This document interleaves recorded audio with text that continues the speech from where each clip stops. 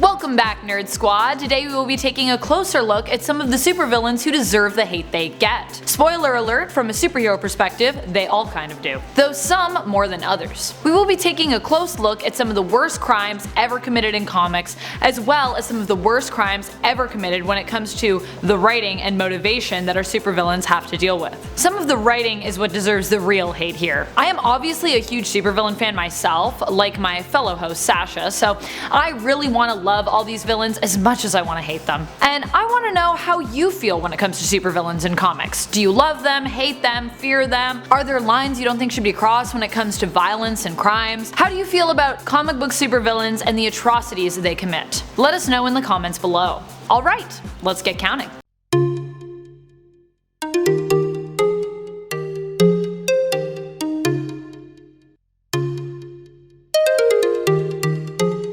Number 10. Dr. Doom. As much as I personally love Dr. Doom as a villain, he has done a slew of messed up things, and I don't just mean in the way of terrorizing the Fantastic Four and wanting to take over the world. His goals for world domination may even be super noble. However, the way he goes about it is usually all wrong. When he rules Latveria, the place is peaceful, but he also uses mind-controlling dragon tattoos. He also can be seen invoking a historical and old sovereign right in his land of droit de seigneur. If you are unfamiliar with this, it is something that real-life supervillain Roman Emperor Caligula also did. The right to take any woman's first night with her betrothed for yourself. Dr. Doom's interpretation of this law is even worse. He can sleep with any woman of Latveria at any time he wants. Ugh. Number 9. Lizard. While I usually feel pity for Dr. Connors, he's kind of a two-bit villain. His premise of being a doctor and scientist who works hard to grow back his lost appendage makes sense, but when he turns villain, his plans are rather,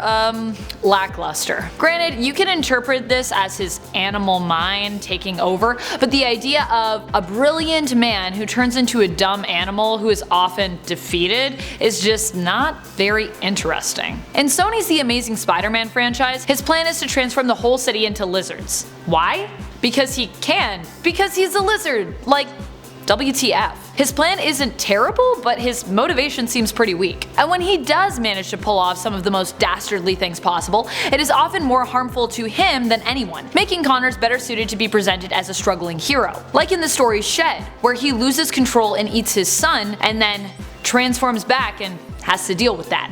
Wow. Number 8. MORLUN and the Inheritors. So a lot of people are not huge fans of MORLUN and the Inheritors, especially in regards to their return in the Spider-Geddon arc. And I get it. People felt like MORLUN was a stronger villain without the Inheritors, and the Great Web, and all of it. I mean, sure, vampires can be cool. MORLUN is terrifying and intimidating, but then you had to go in and bring like a whole family and just make it about the fact that they just want to devour spider totems because they're hungry? Like, I get it. We have Galactus, devourer of worlds, and he is a villain who is enjoyed by the masses, but he also devours like whole worlds, not just alternate versions of Spider-Man. Beyond that, MORLUN is cheesy. He and his family, who, let's be honest, look like they belong at a steampunk convention. If we're going steampunk, Lady Spider can come out to play, but let's leave the Inheritors at home, shall we? Number 7. RONAN the Accuser. So before RONAN entered the MCU, he was a complex character in the comics. A villain sometimes, but one who had a lot of depth. And then the MCU came along, and apparently they just had to have him. And to be honest,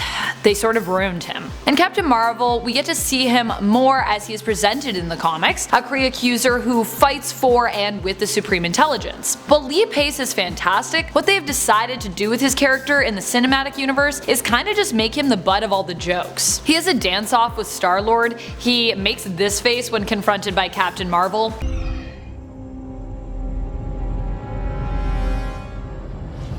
And he is presented as a pawn of Thanos. He freaking goes up against Thanos in the comics. What is happening? Number 6. Norman Osborn. Osborn deserves the hate from anyone who loves Peter Parker, our friendly neighborhood Spidey. He has probably committed the most vile atrocities against him, as someone who always seems to be targeting those closest to Peter. He slept with Gwen Stacy, got her pregnant, and then after she had the babies, killed her. In fact, he kills Gwen more than once in the comics. He also preys on Aunt May and on Flash Thompson's addiction to alcohol. Oh, and he also makes MJ think her baby with Peter is stillborn when it's not. Yeah, and he also kidnaps their baby while they mourn its death. Wow. Number 5. ROGG. A guy whose motivations are based around the fact that he just can't get a date. ROGG is kind of the worst. Not only is this presented in the comics as the only real motivation for him hating Mar-Vell, but later he seems to have almost no real reason to become Miss Marvel's nemesis, other than to spite his old enemy, who is Miss Marvel's friend and former lover. So you'd think when Mar-Vell died that, maybe that might end. Maybe he could let it go.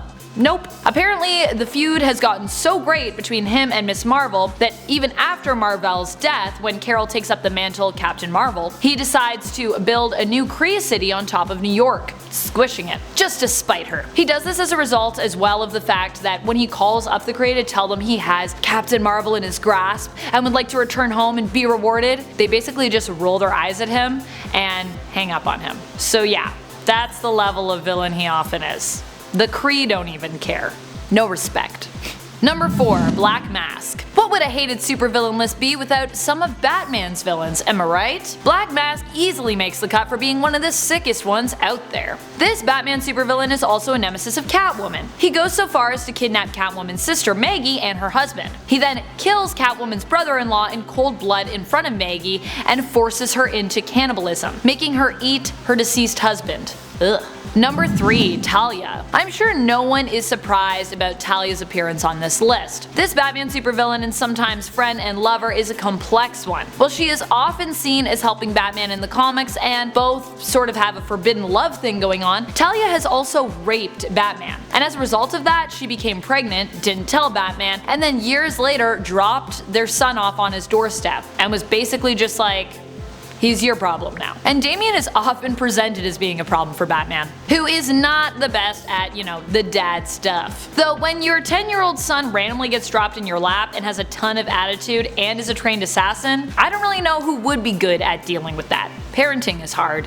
Number 2. Joker. Where to start with the Joker? There are so many reasons to hate this insane supervillain. He paralyzed Barbara Gordon. He killed Sarah Essen, Commissioner Gordon's second wife. He actually used a baby to disarm her. Yeah, he threw a baby at her to make her drop her gun, knowing that she would catch the baby. He full-on skinned a man. He made Harley insane and gave her major Stockholm syndrome. And he's also tried to kill her a bunch. And if that's not reason enough to hate him, he also killed China. Yeah. When he is Emperor Joker and has the powers of Mr. Mxyzptlk, he shrinks China down and just eats them, cracking awful jokes about eating Chinese food.